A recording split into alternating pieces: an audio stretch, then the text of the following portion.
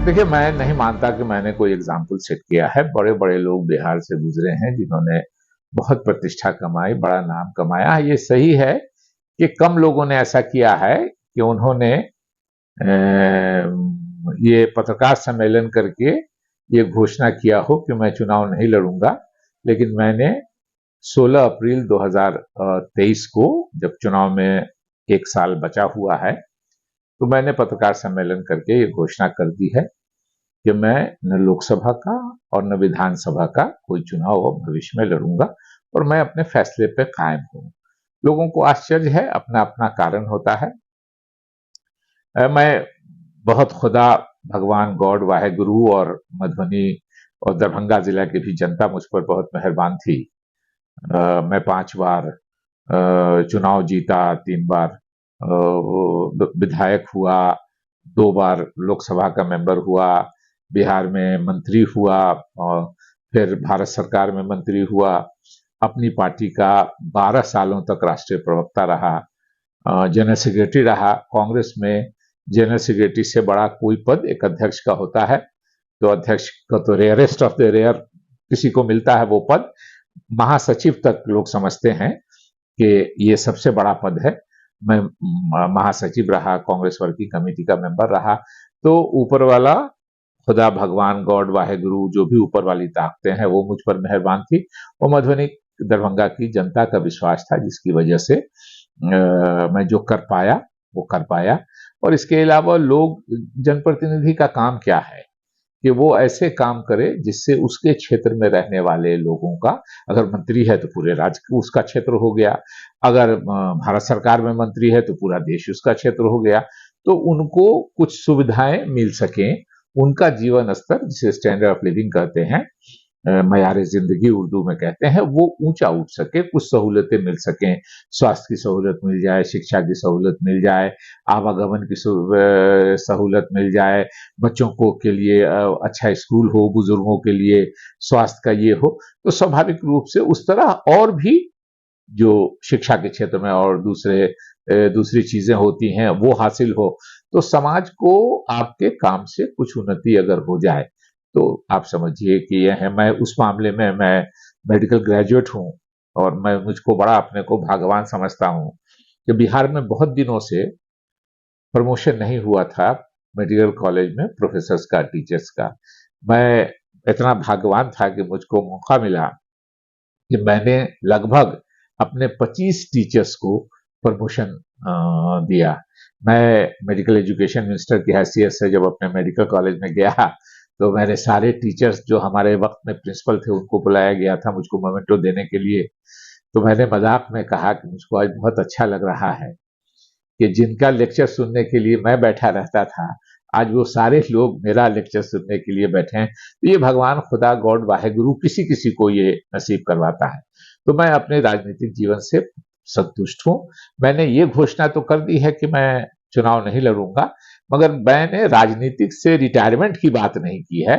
मैं राजनीति में, सामाजिक जीवन में हूं, और अभी भी आप, एक बार जब आप सामाजिक जीवन में आ गए, तो आप चाह के भी अपने को अलग नहीं कर सकते हैं। मैं आज भी लोगों के शादी, ब्याह, मरना, जीना, बीमारी, हॉस्पिटल, जो जहां किसी को अगर कोई परेशानी हो, पद पर आप रह के अगर करते हैं लोगों के लिए, तो ज्यादा लोग आपको पद पे अप्रोच करते हैं। पद पे नहीं है तो थोड़ा कम लोग अप्रोच करते हैं। आपकी बात का अगर पद पे रह के करते हैं तो थोड़ा ज्यादा असर होता है, पद पे नहीं रह के करते हैं तो थोड़ा कम असर होता है। लेकिन बिल्कुल ऐसा नहीं होता है कि खत्म हो गया सब कुछ। तो अगर आप सामाजिक जीवन में हैं, पहले 100 लोग आते थे रोज पैरवी के लिए, आज 10 से 15 लोग आते हैं। काम वही करना है, आप एक बार आ गए तो सामाजिक जीवन में काम वही करना है। जनरल जो विकास का काम हो, जैसे ये आप एमपी एमएलए नहीं है तो लोग आपसे एक्सपेक्ट नहीं करते हैं। लेकिन व्यक्तिगत काम अगर कोई हो, किसी की बीमारी हो, किसी के बच्चे का शिक्षा का कोई मामला हो, या और किसी का कहीं का, अगर सरकार में लोग हैं, आप सांसद रहे हैं, किसी का अच्छी जगह कोई परेशानी हो रही है, ट्रांसफर की, पोस्टिंग की, इसकी उसकी, और उसके बाद विकास कार्यों में भी ये तो जरूर कह सकते हैं कि जो जनप्रतिनिधि है, जो सरकार में लोग हैं, उनको कहें कि इस इलाके में विकास की जरूरत है, कीजिए, उनका काम है ध्यान देना। अगर ध्यान दे देंगे तो बहुत अच्छा, नहीं ध्यान देंगे तो मैच को अपना लगेगा कि जो जिम्मेदारी हमारी थी वो हमने पूरी कर दी। तो सवाल मेरा, मैं बहुत संतुष्ट हूँ अपने राजनीतिक जीवन से। और ये बात मैं बार बार कहूंगा कि मैंने सिर्फ चुनाव लड़ने से मना किया है कि मैं असेंबली या पार्लियामेंट का चुनाव नहीं लड़ूंगा। लेकिन बहुत से लोग ना असेंबली के मेंबर होते हैं ना पार्लियामेंट के मेंबर होते हैं। मेरा तो सौभाग्य था, और मेरा कारण ये था कि मैं एक राजनीतिक परिवार से मेरा संबंध है। मेरे पिताजी उससे पहले 5 बार मरहूम स्वर्गीय शकूर अहमद 5 बार स्वतंत्रता सेनानी भी थे, और 5 बार वो बिहार विधानसभा के सदस्य थे।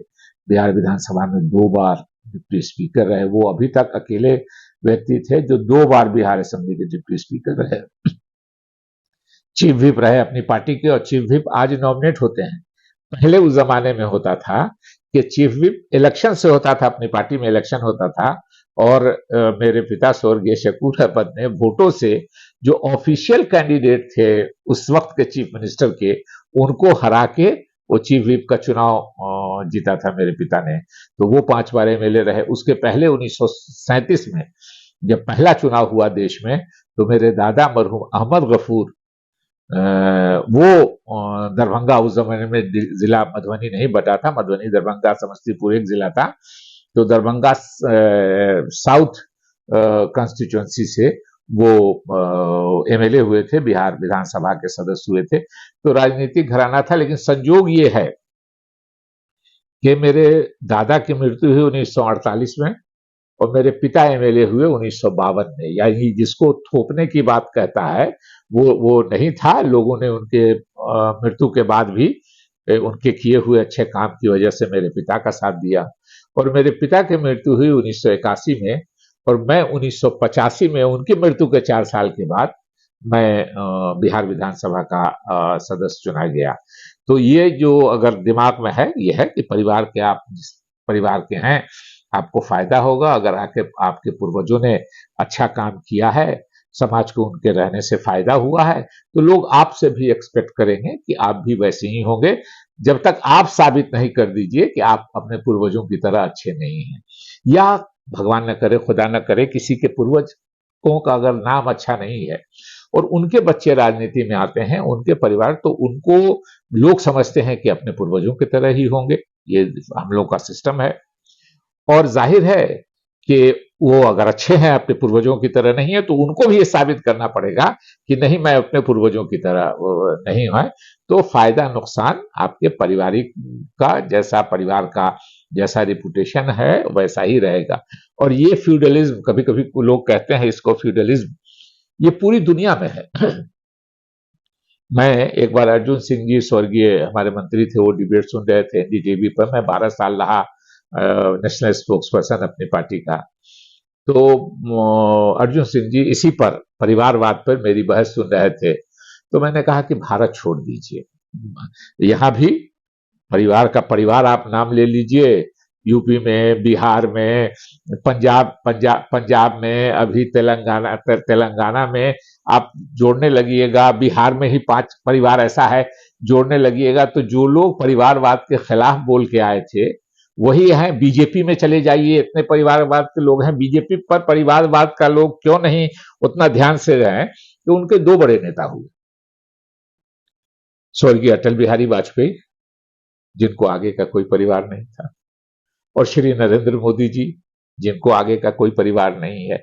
नहीं तो बीजेपी में कम से कम 50 लोग ऐसे हैं जो बाप, बेटा, पोता, भतीजा, ये ऐसे आपको मिल जाएंगे। लेकिन चूंकि 2 शीर्षस्थ नेता जो हैं उनको आगे का परिवार नहीं है, इसलिए वो लोग परिवारवाद पर ज्यादा प्रवचन देते हैं। मैंने कहा इसमें कि आप थोड़ी देर के लिए भारत भूल जाइए, नेपाल चलिए। नेपाल में पैचेज में डेमोक्रेसी किंगशिप थी, पैचेज में डेमोक्रेसी आई। कौन हुए प्रधानमंत्री? जीपी कोइराला, बीपी कोइराला, राष्ट्रपति सुशील कोइराला, आज भी सुजाता कोइराला इसमें है। हमने कहा पाकिस्तान चलिए, बेनजीर भुट्टो, जुल्फकार अली भुट्टो, बिलावल बिलावल भुट्टो, जरदारी खानदान, शहबाज शरीफ, नवाज शरीफ, पुराने जमाने में जाइए तो जिन्ना साहब, उनकी बहन फातिमा जिन्ना, बांग्लादेश चलिए शेख मुजीबुर रहमान, उनकी बेटी खालदा जिया, डिक्टेटर बन के आए थे जिया साहब, जिनकी पत्नी है खालदा जिया। तो उसके बाद मैंने कहा ये सब जगह छोड़ दीजिए, चलिए बर्मा, जनरल ऑन सॉन्ग, उनकी बेटी आन सान सू की, मैंने कहा अमेरिका चलिए, Robert Kennedy, Edward Kennedy, John F Kennedy, John junior Kennedy जिनका एक्सीडेंट हुआ, senior George Bush, junior George Bush, Canada चलिए, पीएस ट्रूडो, जस्टिन ट्रूडो। तो ये मानव स्वभाव है, ये मानव स्वभाव है, ये दुनिया में इस तरह की बात है। एक लंबी कहानी है कनाडा के चुनाव में, मैं 1984 में मैंने भाग लिया था, वहां भी उस समय के उस शहर में हैमिल्टन के एक बहुत ही मशहूर मेयर थे कॉप्स, तो उनकी बेटी शीला कॉप्स थी। तो हम लोग काम कर रहे थे, नजदीक से देखने का था, तो उनके लिए जो वोट मांगने गए तो 30% लोगों ने कहा कि हाँ हाँ मैं विक्टर कॉप्स की बेटी है, वो बहुत ही पॉपुलर मेयर थे, हम लोग जरूर उसको वोट देंगे। आप यकीन कीजिए कि अगर वो 30% नहीं मिला होता तो शीला कॉप्स शायद नहीं जीत पाते। तो उनको जो जो एक फ्यूडल ये है वो दुनिया भर में है, इसलिए कोई ये यहाँ नई बात नहीं है। आप सबका अपना स्तर होता है, हमको ब्लॉक और जिले में कंप्रोमाइज करने की जरूरत नहीं पड़े। कोई चीफ मिनिस्टर का लड़का है तो उसको स्टेट में कंप्रोमाइज करने की जरूरत नहीं पड़ी। लोग वोट देते हैं ना, बाप माँ लाएंगे, लेकिन उसको, और हम लोग, मेरे साथ तो दोनों पुष्ट में ये हुआ कि 4-4 साल पहले उनकी मृत्यु हो गई थी, उसके बाद उनका काम अच्छा किया हुआ था, लोगों ने पसंद किया, इसलिए स्वाभाविक रूप से समाज में और लोग हैं काम करने। मैंने इसलिए घोषणा कर दी 16 अप्रैल को डेट फिक्स करके, एक साल पहले का, कि लगभग 1996 से 2023 तक किसी कांग्रेसी ने मधुबनी लोकसभा सीट से टिकट नहीं मांगा। सबको मालूम था, सब ये समझते थे कि अगर मधुबनी की सीट कांग्रेस के हिस्से में आएगी तो शकील अहमद को मिलेगी, इसलिए लगभग 96, 4 साल और 23 साल, 27 साल में किसी कांग्रेसी ने टिकट नहीं मांगा। मैंने उनको धन्यवाद दिया और कहा कि अभी 1 साल है लोकसभा के चुनाव में, अब मैं हटता हूं, जो भी कांग्रेसी टिकट मांगेगा हम उसके साथ देंगे, जो भी जिनको भी मिलेगा, और अगर अलायंस में भी किसी पार्टी को मिलता है तो हम उनको साथ देंगे, क्योंकि बिहार में हम अलायंस में चुनाव लड़ते हैं। जो भी फैसला होगा पार्टी का हम उसके साथ हैं, लेकिन व्यक्तिगत रूप से हमने फैसला कर लिया है कि हम चुनाव नहीं लड़ेंगे, चाहे वो असेंबली का हो चाहे वो पार्टी का।